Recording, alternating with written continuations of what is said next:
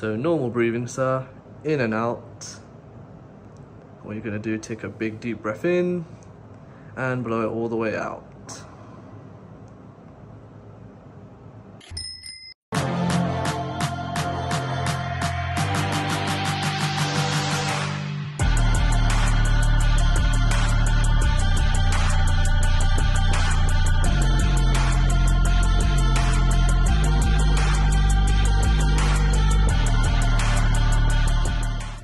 Your legs media, you know what to do. Hit the like button, subscribe to the channel. Thanks. We got lots of stuff coming up.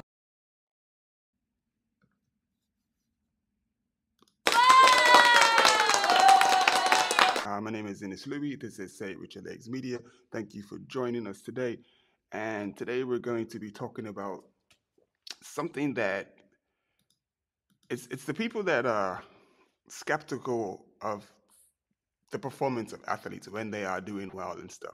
So they always look for something. They always look for a chink in the armor. Like something's got to be wrong. They got to be doing something not right. And the big thing now is this thing called carbon monoxide rebreathing. And apparently it's been something they've been doing for quite some time. It's just basically just testing the blood, like for blood levels. Like it's like, like they do the altitude training. So this is a way to test the blood to see if your blood levels are up to equivalent. So I'm probably explaining it wrong, but let me get into the article. I sort of have an idea, but I'm trying to bring it to you and just show you all of the stuff that people's talking about. And then you've got like the main, like the guys with the big budgets, like Visma Lisa Bike, UAE, Israel Premier Tech, and other teams that actually have the money to actually do the research and get the tests out. It says road cycling, how a legitimate blood test became the focus of a performance abuse claims carbon monoxide rebreathing, which may give riders an edge over rivals, caused controversy at this year's Tour de France, with its Spanish equivalent underway. New questions hang over the sports long dogged by doping scandals. So, as we get into this, the story is written by James Witt on 25th of August, 2024. That's this year. And on Saturday the 17th, he wrote, some of the world's best cyclists started the Volta a España, which began in Portugal and will be navigating its way around Spain to finish to the finish line in Madrid on Sunday, the 8th of September.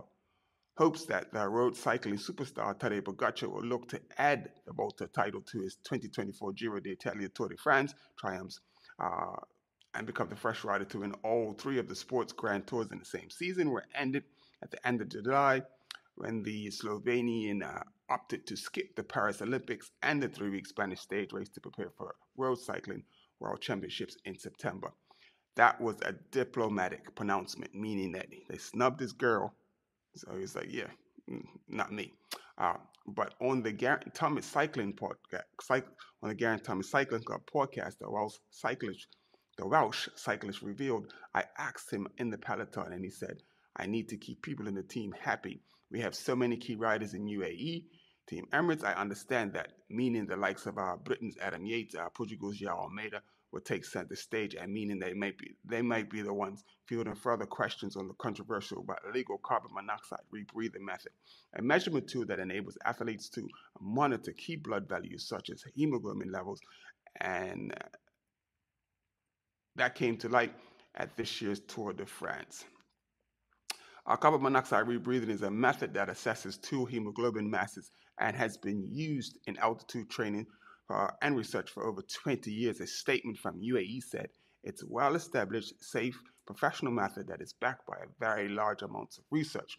While it's less well-established and less widely known is the research that suggests that frequent use of the diagnostic devices can improve our rider's endurance capacity as well as assess it. There's no evidence of the World Tour teams using it for these purposes, but that didn't stop the French sports newspaper L'Equipe running with a headline, a domination that raises questions. 3 days after Pogacar had smashed the late Marco Pantani's tarnished 1998 record, Tour ascent of the Plateau de Belle by an estimated 3 minutes and 40 seconds, Pantani was later found by the French Senate to have taken the blood-boosting banned hormone EPO. I'm not even going to try to pronounce it. The little key question in questions included the use of the carbon monoxide rebreathing method. Now, they give a little small on the side. It's basically a very small and very accurate bolus of carbon monoxide is inhaled, and at the same time, oxygen is added after a few minutes of rebreathing. A small blood sample is obtained, and then they measure, they do all the science. Our US-based cyclist website, Escape Collective, had earlier reported that UAE team Emirates Bisma Lisa and Chris Froome of Israel Primatech had used the method, though each team stressed that they had used it purely for testing purposes. The practice isn't banned by WADA, that's the World Anti-Doping Association, as in small doses is used to measure blood parameters, but both medically and in the sports sphere. Hemoglobin mass is one of the greatest predictors of endurance exercise performance, says Karsten Lundberg, professor of integrative exercise physiology at the University of Southern Denmark and chief executive of girod'italia, which makes the gold standard girod'italia rebreathing devices. It's valuable for cyclists to design exercise training strategies that may increase hemoglobin mass and enhance exercise performance. These could include high altitude and heat training sessions. In order to optimize these, the precise assessment of these blood variables is essential. Lundby explains how the device works. A very small and very accurate bolus of carbon monoxide is inhaled. At the same time, the oxygen is added, and after a few minutes of rebreathing this mix, a small blood sample is obtained and analyzed for carbon monoxide content. This then allows the determination of the hemoglobin mass plus plasma and red blood cell volume, and it's the only device of its kind approved for human use.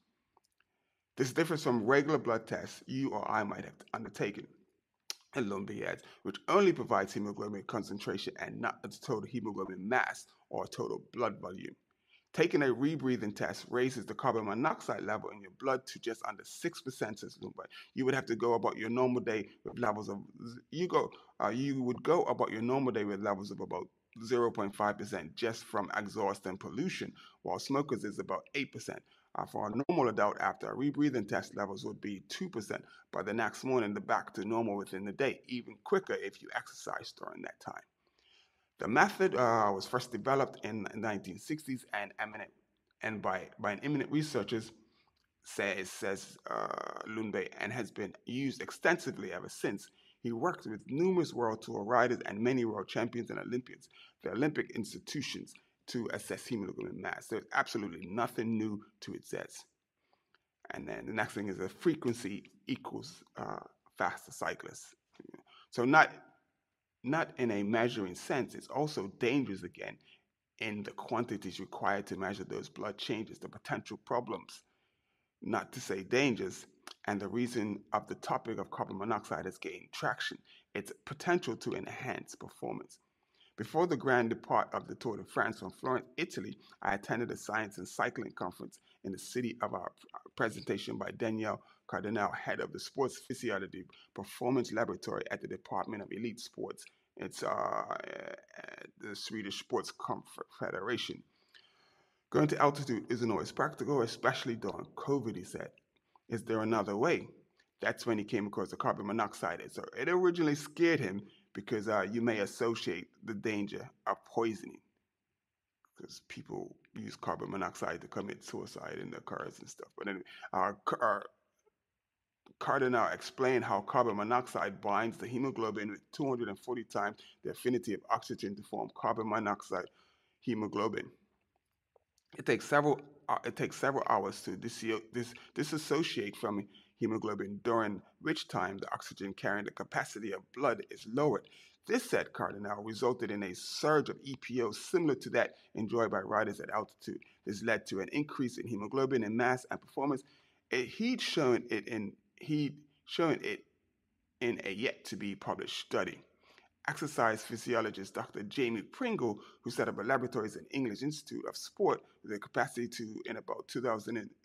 capability in about 2009-2010, and had a number of research projects in progress at the University of Birmingham into rebreathing, says despite water's allowance of carbon monoxide, its performance-enhancing benefits are known. In a few years since Walter Schmidt's paper came out, it's been a concept for much longer, he says. Schmidt noteworthy 2020 experiment had 11 subjects inhale carbon monoxide 5 times a day for 3 weeks, whereby the hemoglobin mass increased by 5%. Similar to Cardinal's study, this increase was accompanied by a measurable increase in endurance performance and corresponding to the effects of altitude training camp over the same length of time. When contacted by the observer, UAE Team Emirates, Israel Primatech, and Bismarck Lisa Bike referred us to the statements that they had made during the Tour de France and to the Escape Collective that acknowledged that their use of carbon monoxide rebreathing for measurement were for measurement's purpose only.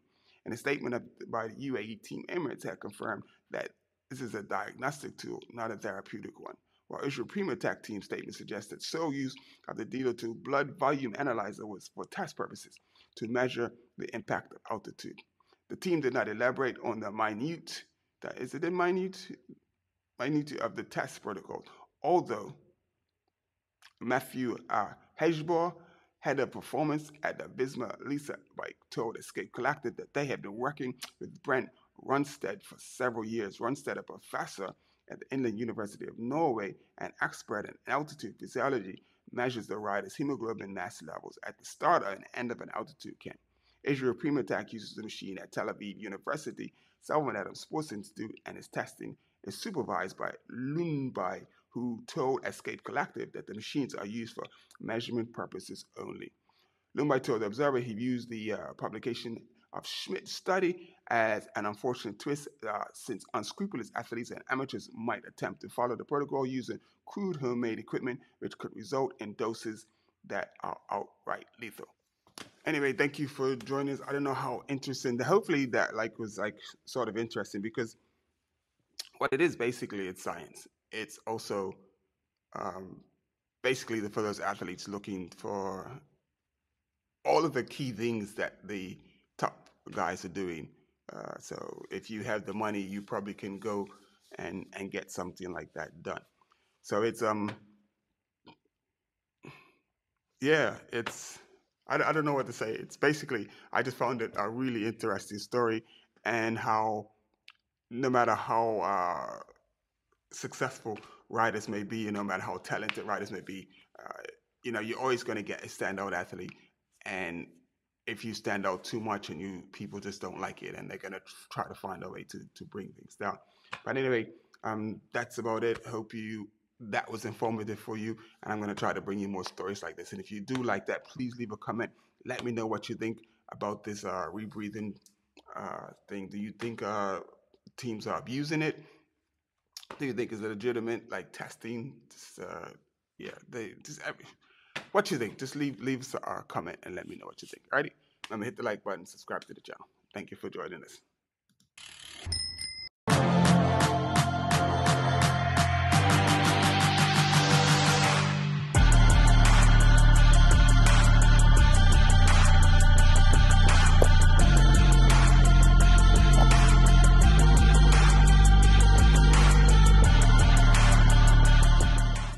Your Legs Media, you know what to do. Hit the like button, subscribe to the channel.